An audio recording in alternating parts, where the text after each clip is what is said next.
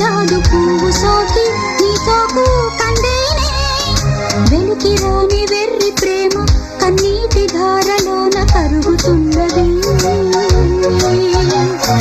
నాదు శోకమోపలేక నీ గుండె బాధపడితే తాళనన్నది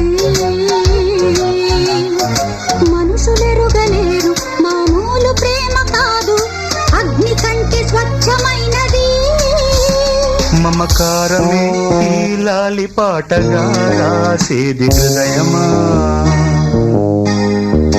ఉమాదేవిగా శివుని అర్ధభాగమైనాలోన నిలువుమా శుభలా